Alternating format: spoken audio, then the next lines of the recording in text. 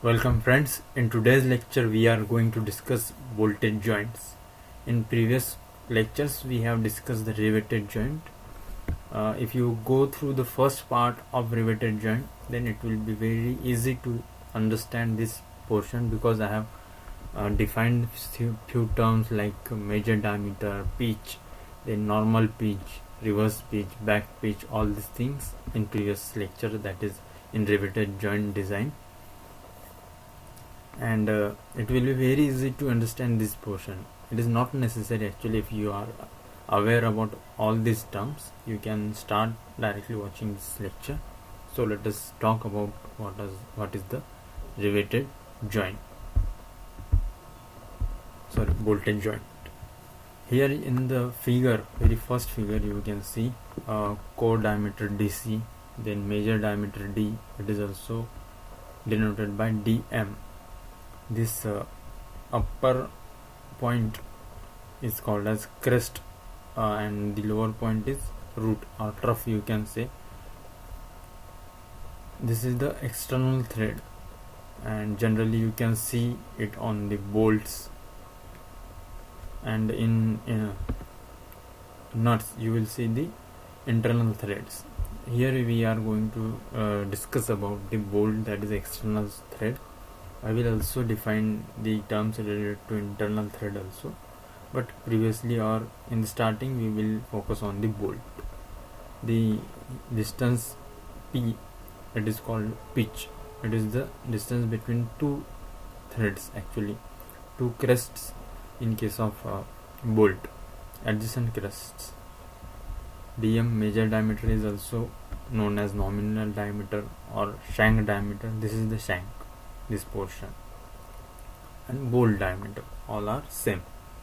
Whereas DC is the diameter of this solid portion, which is excluding this thread part. That means from this root to this root, this much portion, the distance or the diameter is called the core diameter,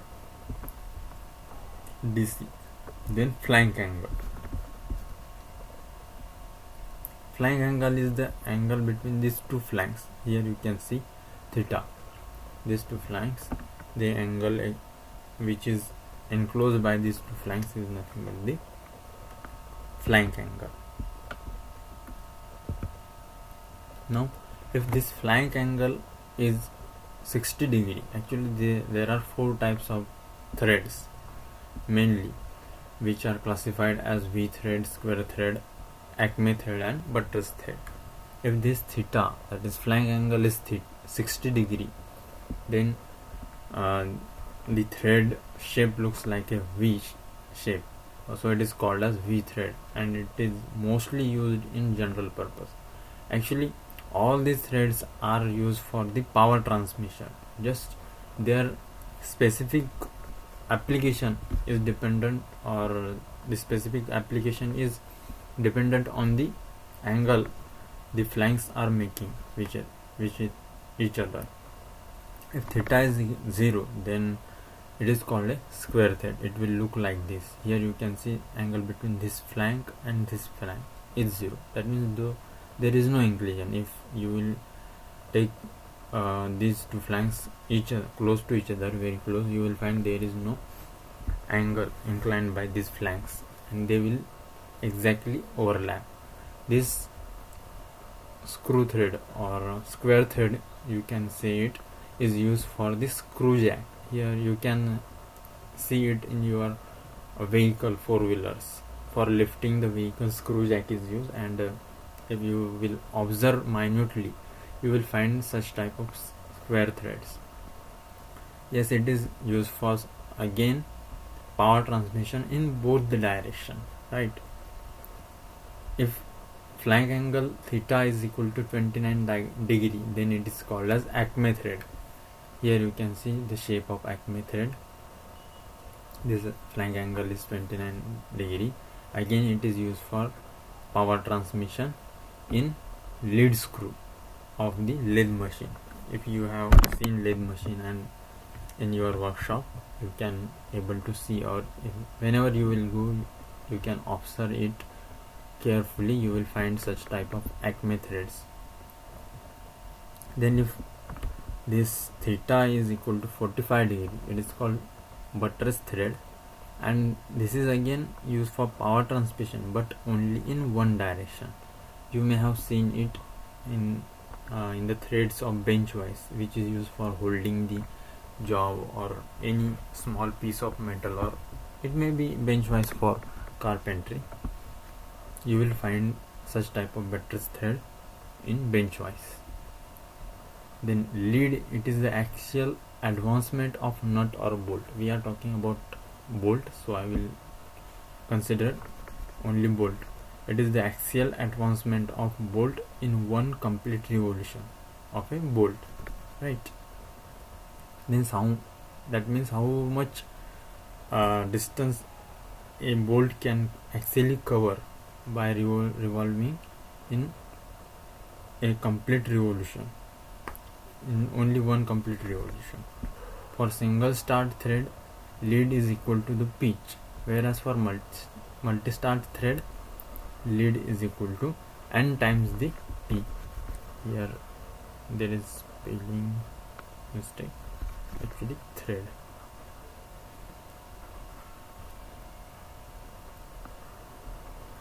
For multi-start, what is the lead? Lead is n times the pitch, and n is the number of starts of thread. Okay. Then what is pitch? Pitch, it is the axial distance between two adjacent threads on either nut or bolt. We will talk about bolt. It is the axial distance between two adjacent threads, right? Let us say this is the diagram of thread, this is the bolt, on the other side also there are threads. This distance is the pitch. In previous figure also you can see it properly. This is the pitch, here to here. Now measure diameter or nominal diameter or bolt diameter or shank diameter, it is denoted by D or dm. Okay. It is the diameter of imaginary circle passing through the crust of the external thread. Now here you may get confused. If we are talking about the bolt, right, then there will be external diameter for it, and the imaginary circle passing through the crust is the major diameter. While in case of internal threads, the imaginary circle passing through the root will be called as major diameter for internal threads, right? Now co-diameter or minor diameter, it is the diameter of imaginary circle. It is the diameter of an imaginary circle passing through the root of the external diameter in case of bolt, right?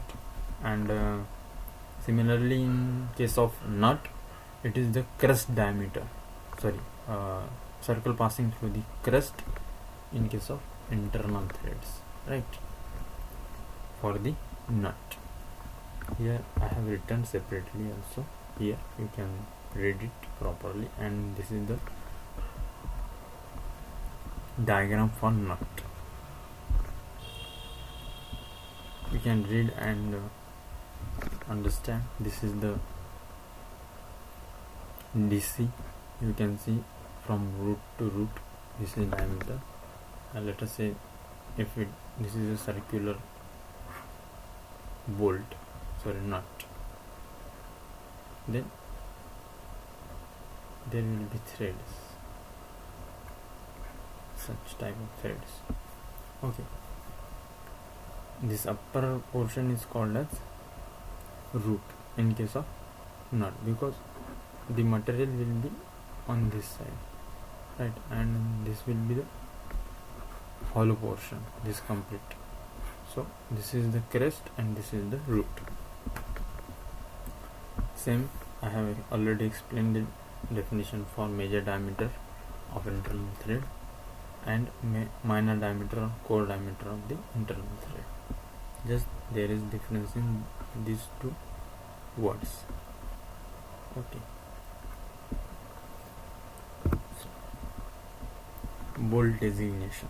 How bolts are designated? There are different specification. We are talking about the metric specification. If such an information or symbolical representation is given, what it means, the M stands for metric specification. 10 is the second figure, whatever it may be. Let us say X will denote the diameter of bolt, dm, that is major diameter, and this 1.25 indicates the pitch in mm. All these values are in mm for metric specification. From this you can also find out the core diameter. For metric specification only, dc is equal to 0.84 times the dm. Okay, we will talk about this metric specification because it is in our syllabus.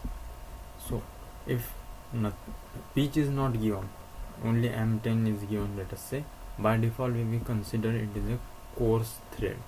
Coarse type thread of the pitch is of core type. That means there is maximum or more distance between the two threads as compared to fine pitch thread. Then where this fine pitch and what are used, where this fine pitch bolts or nuts are used, and what is their significance. More number of threads along the bolt length. Let us say this is the bolt,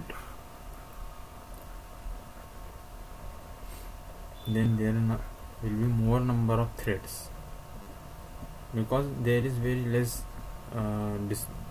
distance in two threads. That means pitch is very small as compared to coarse, right? It is called as fine, and in case of core there will be less number of threads along the bolt of length of the bolt. Again, the fine pitch bolts or nuts, we will talk just about bolt here only to avoid the confusion. The fine pitch bolt will provide leak proof joint, and whereas coarse thread will not provide the leak proof joint, or it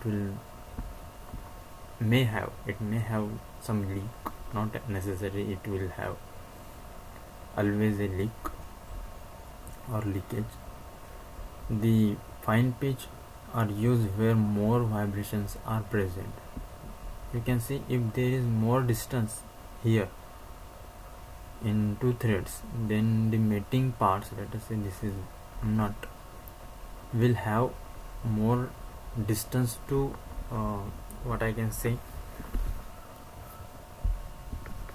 move like this. It will create a motion while there is a vibration like this, it will create some noise also, and it also reduces the life of the nut and bolt or complete bolted joint. Whereas coarse pitch is used for general purpose application, where there are no as such large number of vibrations are present. The bolt strength. Bolt strength is defined in two ways. If the bolt is under tension, and that is the first case, and in second case if bolt is under shear. First we will look the bolt strength for the bolt under tension. Let us say sigma s is the strength or normal stress generated or induced inside the bolt shank. S stands for shank. Then what will be the formula for it? Force upon area. Area will be the normal area to the force. That means if force is acting in this direction, this is the bolt, then normal area, let us this area will nothing but the circular area, right, which is given by pi d square by 4. Similarly, for the core, if this is the shape of, let us say, our bolt,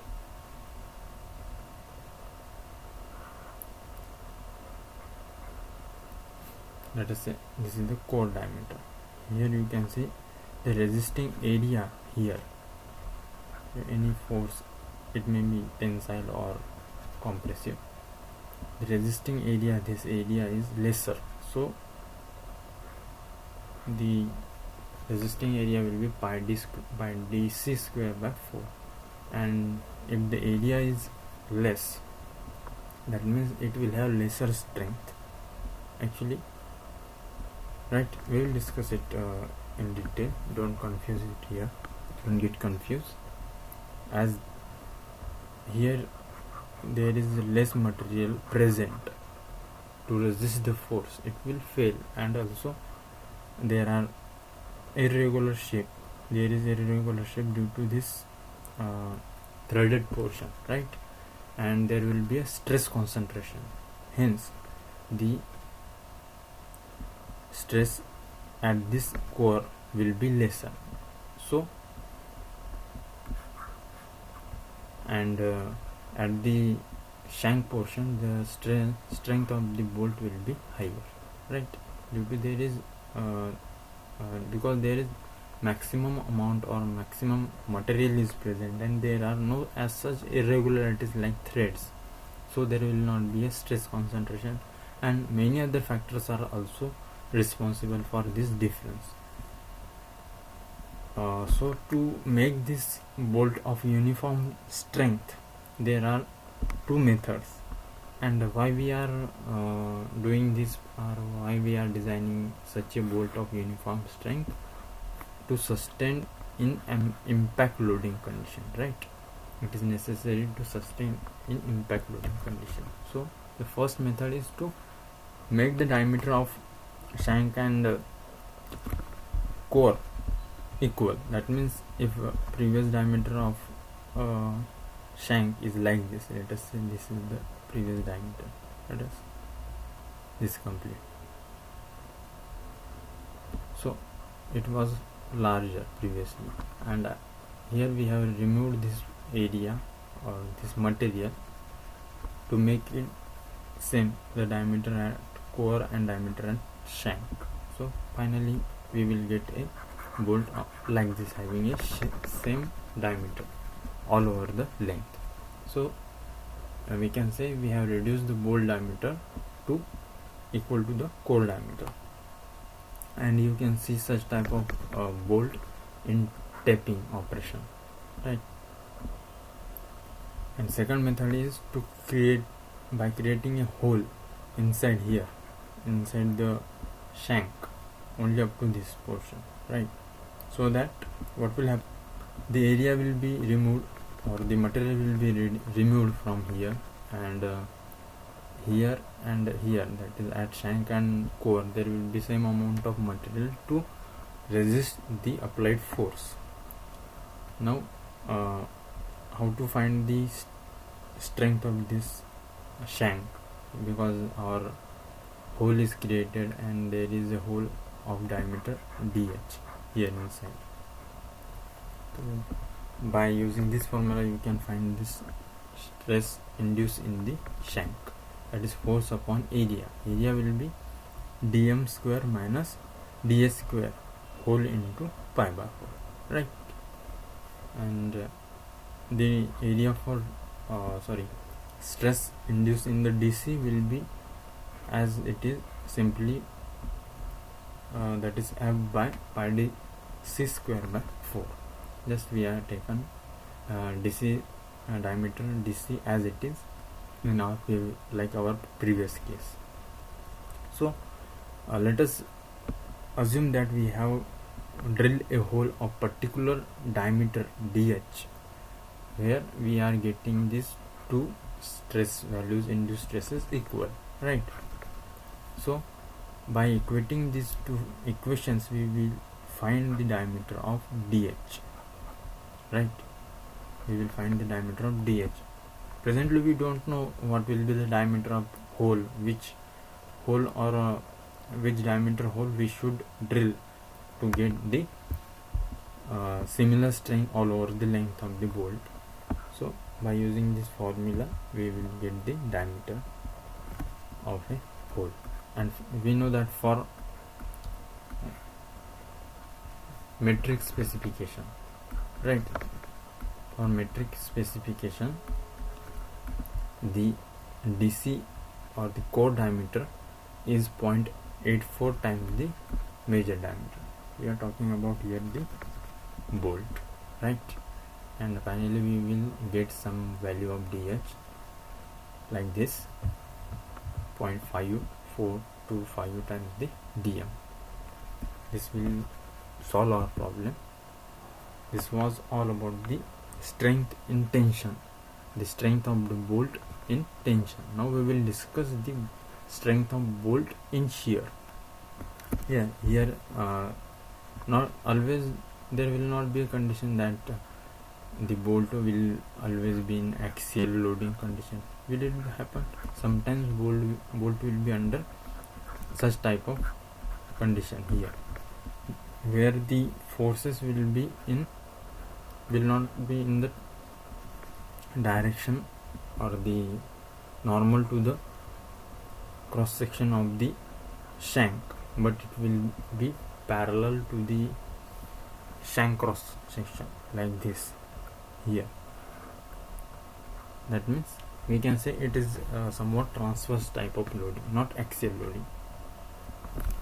In that condition you can see at this point where there is a joint up to parent metal, there will be a shear force will be applied at the bolt, because this upper plate will try to move the upper shank of the bolt to, let us say, left side here, and the lower part or lower plate will try to move this lower part of the bolt to the right side, that means in opposite direction. So plane of a bolt material in this region will try to slide like this, and plane of a bolt material in upper portion will try to move like this. That means there is a shear. It will undergo change in shape.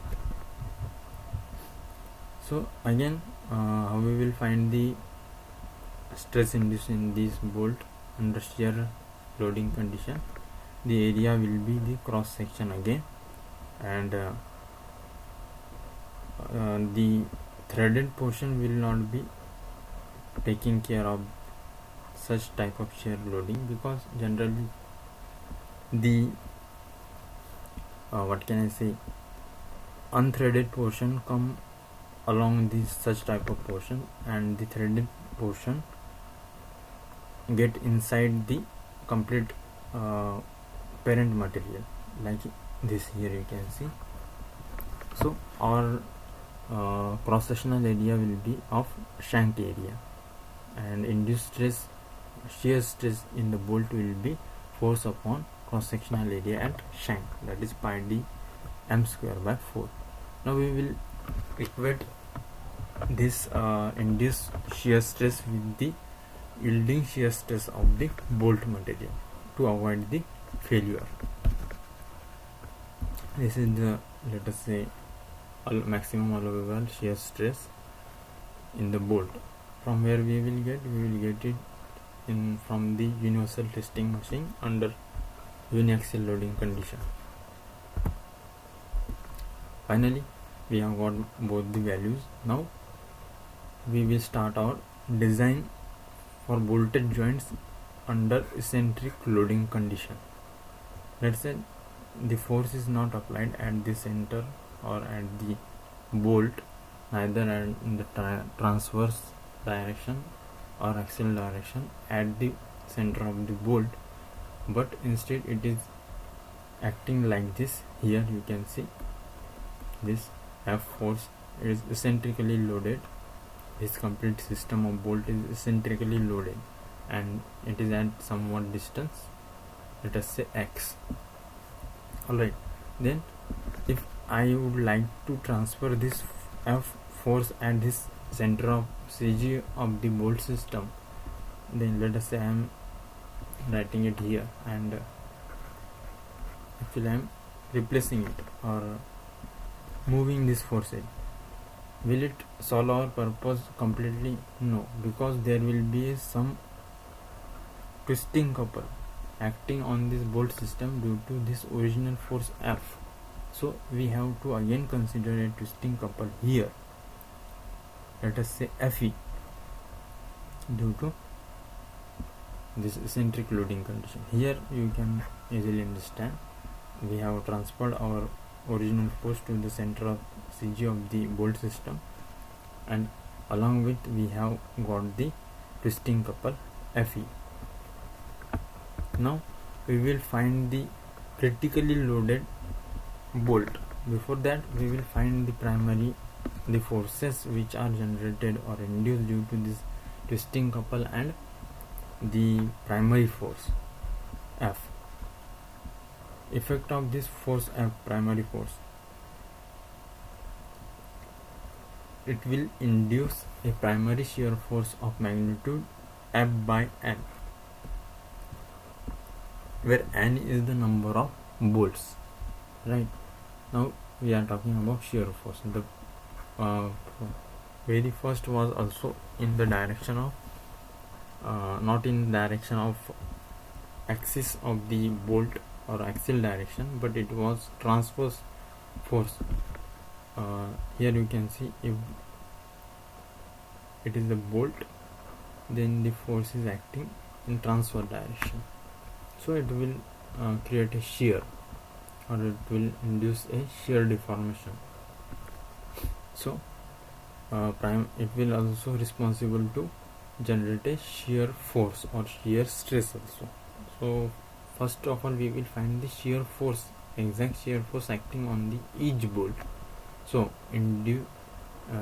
this force F will induce a primary shear force of magnitude F by N on each bolt, because we are dividing it by number of bolts. So as our bolts are 4 in this our example, so we will indicate these shear forces as Ff1, Ff2, Ff3, all will be equal to F by 4. Now what this twisting couple Fe will do, it will also create or generate or induce a secondary shear force denoted by Fs. So what will be the magnitude of the secondary shear force? It will be the shear force into the distance from the CG, right, then CG of the voltage system R. Right, now from experiment or experimental values, it is found that Fs, this shear force, is directly proportional to this distance R. Whatever force Fs, secondary shear force, is generated will be directly proportional to the distance R. More will be the distance, more will be the secondary shear force. So in case of this proportionality sign, we will equate like this and introduce a proportionality constant C. So C equal to Fs by R. As all the forces and the all forces acting, shear forces acting on all 4 bolts can be written like this: Fs1 by R1, Fs2 by R2. So we can write Fs1 is equal to C into R1, isn't it? Now we know that Fe is the Fs into R1. Here I will put the value of Fs1. Let us say I am finding for each bolt, then Fe1, Fe2, Fe3, like that. So resultant Fe will be the Fe1 plus Fe2 plus Fe3, right, plus Fe4. Here I can write it for you.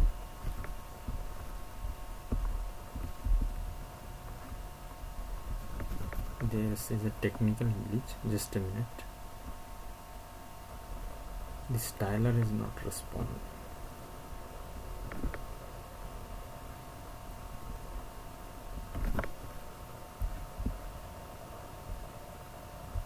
Okay, it is resolved.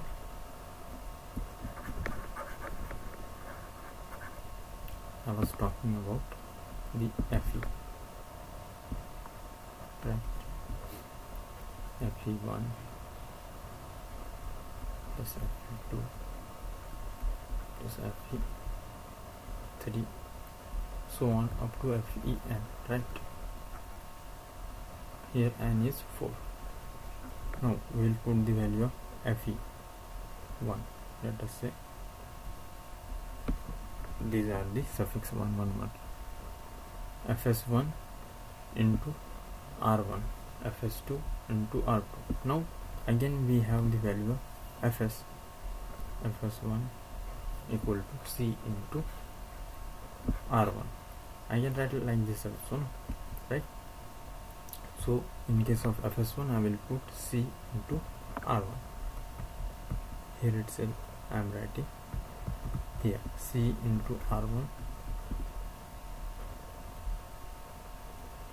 C into R1, this portion only, then C into R2, C into R3, C into R4. So finally what we will get?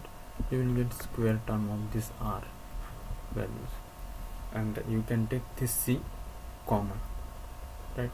You can take this C common here. So finally we will get R1 square plus R2 square plus R3 square plus R4 square into C, like this, right? And we will transfer this R1 square plus R2 square to RHS. So finally we have got the value of C. Now we will just put this value of C in our each secondary shear force at each bolt, FS1, FS2, FS3, FS4. Here I am putting the value of C, Fe upon R1 square plus R2 square plus R3 square plus R4 square into R. This is the FS1. Now we will find all these values of our secondary shear forces. Now previously we had the F by N at each bolt, and now at each bolt there are also FS1, again FS2, right? Let us say this is at bolt 1, this is at bolt 2. You can see it in figure. Here you can see, here we have FS1, F1 at this bolt 1 there are two. This is primary shear force and this is secondary force. Similarly at every bolt there will be primary and secondary shear forces. Now our task is to find the resultant of this primary and secondary shear force at each bolt. Then how we can find it? We can find it by this formula. If theta is the angle between this primary shear force and secondary shear force, like normal forces, if two forces are there, then we find a resultant force, right? Like this, we find a resultant force by using this theta. Let us say this is P, this is Q, then R, resultant R will be under root P square plus Q plus P, under root P square plus Q square plus twice of PQ cos theta. Theta is the angle this side. Similarly we will get values at this second bolt, third bolt and fourth bolt. Now finally we will find which is the maximum resultant force, because maximum resultant force in case of R, it is shear force, will destroy or fail the, or will be responsible to fail the system. So we are finding the maximum R, that is maximum resultant force due to primary shear force and secondary shear force. That value we will put in our formula for F by A, and we will get a maximum induced stress, right? Once we will get this maximum induced stress, we will compare it with the yielding shear strength of the bolt material, which we can find from UTM under uniaxial loading condition. So we are equating it to avoid the failure, and we'll get the system or design of a bolt for a sustainable life. This was all about the design of bolt. If we have any other unknown right in this equation, let us say this maximum force is unknown and we have given the yield shear strength and the area, right, area as well as the yield shear strength we have given, then even we can find the maximum shear or resultant force, not shear, maximum resultant force acting at which bolt, or we can say location. Our main aim is to find the maximum resultant force at which point our bolt the system will fail. At that point we will design the our system so that once it can sustain that maximum shear force, then it can sustain for any other forces which are lesser than that maximum force. This was all about the bolted joint. If you have any doubt, you can write in comment box. Till then, goodbye. Signing off for the day.